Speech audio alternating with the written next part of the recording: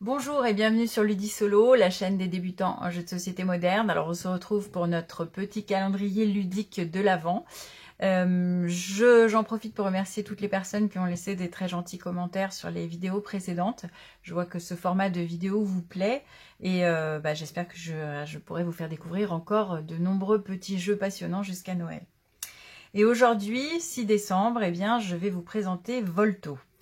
Alors, Volto est un jeu qui est uniquement jouable à 2. Donc, petite exception par rapport au jeu solo précédent. Donc, jouable à 2. Il vient de sortir et on l'a beaucoup apprécié. Donc, j'avais envie de vous le présenter. C'est une jolie découverte. Donc, c'est un jeu édité par Blue Orange à partir de 6 ans pour des parties à 2 joueurs. Environ 10 minutes par partie. Alors 6 ans, ça peut paraître effectivement se dire c'est un jeu qui est vraiment pour enfants. Pas du tout, c'est extrêmement stratégique. Simplement un petit peu éventuellement y jouer à partir de 6 ans, tout comme on pourrait jouer aux dames, puisque vous allez voir que c'est inspiré des dames et des échecs. Mais bien évidemment, un petit de 6 ans ne va pas élaborer les mêmes types de stratégies que vous pourrez le faire en étant adulte, mais c'est tout à fait un jeu pour adultes également. Et c'est un jeu qui est créé par Yusuke Emi. Dans quel monde se déroule Volto? Eh bien, vous voyez sur les illustrations, Volto se passe à Venise. Donc, vos personnages, vos pions vont évoluer sur la place Saint-Marc, devant le palais des Doges. Et vous allez devoir essayer d'amener votre prétendant dans le palais de l'adversaire. Mais ce qui fait la caractéristique de Volto, c'est que contrairement aux échecs ou aux dames, vos pions sont masqués, puisque bien sûr ils évoluent pendant le carnaval de Venise, donc ils sont masqués, donc votre adversaire ne connaît pas leur identité, et vous allez devoir comme ça, grâce à beaucoup de stratégie et beaucoup de bluff, essayer d'avancer secrètement vos pions pour réaliser votre objectif final. Donc on va regarder ensemble ce qu'il y a dans la boîte.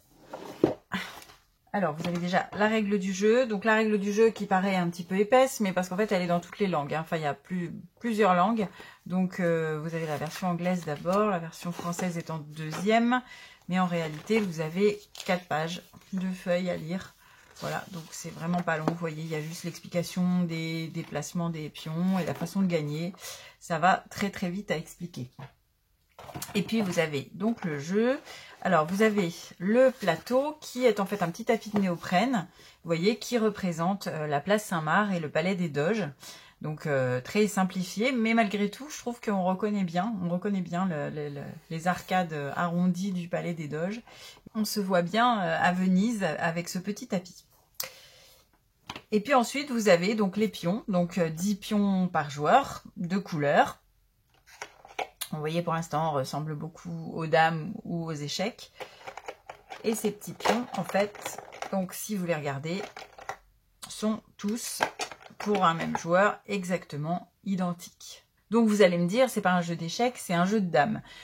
Mais, sauf qu'il y a une petite subtilité qui fait tout l'intérêt du jeu, en fait, parce qu'à Venise, on avance masqué, c'est que c'est au dos du pion qu'on va connaître le personnage représenté par le pion. Ça veut dire que lorsque vous allez placer vos pions sur le plateau, vous allez savoir qui est qui, mais votre adversaire ne verra que ça, ne verra que les masques. Vous allez devoir avancer sans être repéré pour gagner la partie, et il y a 3 façons différentes de gagner la partie. Je vais d'abord vous présenter les différents pions, et puis après je vous expliquerai les 3 façons possibles de remporter la partie. Alors, donc voilà la mise en place. Donc, comme vous le voyez, vu de haut, on dirait un jeu de dames. Hein. Tous les pions sont identiques. Sauf que, bien sûr, derrière, chaque pion est différent.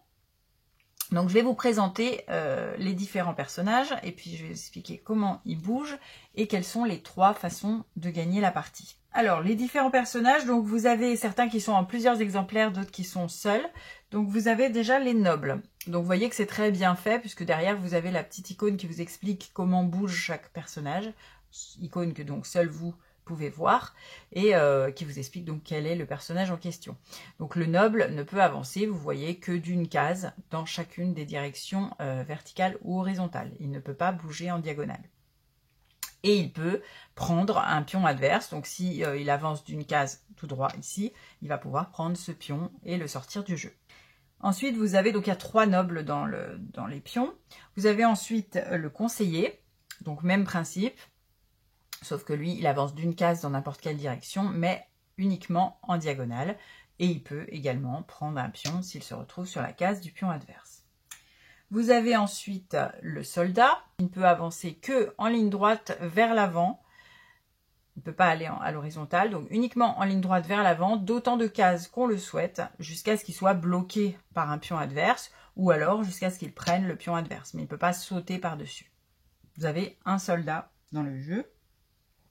Vous avez ensuite le personnage principal qui est le prétendant, qui lui peut bouger d'une case dans tous les sens, d'une seule case uniquement, et qui peut également prendre un pion adverse. Donc le prétendant. Et puis vous avez, et c'est là tout l'aspect original du jeu, vous avez deux demoiselles. Vous voyez que ces demoiselles peuvent faire le même mouvement que les prétendants, une case dans toutes les directions, sauf que leur petit cercle n'est pas colorié. Pourquoi? Parce qu'elles ne peuvent pas prendre de pion adverse. Donc elles peuvent bouger, s'arrêter devant, mais pas prendre. Donc le joueur adverse peut arriver à se douter qu'il s'agisse d'une demoiselle si la demoiselle bouge, mais il ne prend jamais personne. Voilà pour la demoiselle. Alors, quel va être l'intérêt des demoiselles? Je vais vous en parler tout de suite, puisque je vais vous dire les 3 façons de gagner la partie. Donc les 3 façons possibles de gagner la partie. La première, grâce au prétendant, si le prétendant arrive dans le palais de l'adversaire. Donc si vous arrivez à bouger votre prétendant jusqu'à la dernière ligne de l'adversaire, vous avez gagné la partie. Deuxième façon de gagner la partie, si vous prenez le prétendant de l'adversaire. Donc si vous arrivez à le capturer, vous avez gagné la partie également. Et troisième façon, la plus subtile et la plus drôle de gagner la partie, c'est si vous vous faites capturer vos 2 demoiselles. C'est pas vous qui devez capturer les 2 demoiselles de votre adversaire, c'est vous qui devez faire en sorte que votre adversaire capture vos 2 demoiselles, et s'il capture la deuxième, vous avez gagné la partie instantanément également. Donc vous voyez que tout le sel du jeu, ça va être d'essayer de faire croire que vos demoiselles sont des pions classiques pour que votre adversaire les capture. Et pendant que vous allez organiser cette mascarade pour faire croire que vos demoiselles sont d'autres pions et d'essayer de les faire capturer par l'adversaire, vous allez essayer de glisser votre prétendant discrètement pour essayer de l'amener jusqu'au palais. Vous voyez que c'est très stratégique, c'est beaucoup de bluff, parce que du coup il va falloir faire croire que les demoiselles sont d'autres pions. Donc voyons ce qui se passe si une demoiselle est capturée. Eh bien en fait, donc mettons que j'ai cette demoiselle et puis ce conseiller qui peut bouger donc en diagonale. Ma demoiselle est là, l'adversaire ne pense pas qu'il s'agit d'une demoiselle, donc il va capturer la demoiselle. Et là, lorsqu'on capture une demoiselle, les 2 pions sont sortis du jeu. À la fois le pion blanc, mais aussi le pion rouge. Donc les pions sont sortis du jeu. Et si ça se produit une deuxième fois, si le pion rouge capture l'autre demoiselle, eh bien vous avez instantanément gagné la partie. Donc vous voyez que tout va être une question de bluff. Il va falloir que vous essayiez de faire croire que vos demoiselles sont d'autres pions, afin que l'adversaire ait envie de les capturer. Donc étant donné que les demoiselles peuvent bouger dans toutes les directions, de même que les prétendants, déjà stratégiquement il va falloir essayer pas forcément de les bouger tout de suite dans toutes les directions, mais plutôt de garder soit des lignes droites, soit des diagonales, parce que sinon l'adversaire va savoir qu'il s'agit forcément du prétendant ou de la demoiselle, si il bouge dans tous les sens possibles. Donc il va falloir organiser vos mouvements, vos déplacements. Si un pion prend un pion adverse, eh bien ça veut dire que donc c'est forcément pas une demoiselle puisqu'il a pris un pion adverse. Alors il faut beaucoup de mémoire aussi pour se souvenir quel pion a fait quoi. Donc c'est assez difficile parce que de face vous voyez uniquement que des pions comme ça. Donc au bout de 2-3 tours vous savez plus quel pion était où. Donc c'est très perturbant, il faut beaucoup de mémoire, il faut beaucoup de concentration, bien observer ce qui se passe pour essayer de deviner qui est qui dans cette mascarade de Venise, et c'est vraiment bien thématisé de ce côté-là, afin de frayer votre chemin pour soit prendre le prétendant adverse, soit arriver jusqu'au palais, et en évitant, si possible, surtout, les 2 demoiselles de votre adversaire. Voilà, même si c'est très simple, c'est plutôt très thématique sur le carnaval de Venise, et c'est très stratégique, c'est beaucoup de bluff, de concentration. C'est un bon petit jeu qui en même temps est rapide, hein, c'est une dizaine de minutes la partie, on peut très facilement le sortir après le repas, faire 2-3 parties d'affilée. Très simple à expliquer, vous pouvez jouer même avec des jeunes, et même avec la mémoire qu'ils ont par rapport à nous, je pense qu'il y a de grandes chances de se faire battre. Voilà, j'espère que vous avez apprécié la présentation de ce petit jeu de stratégie à Venise. Et je vous souhaite une très bonne fin de journée et je vous dis à demain sur Ludisolo.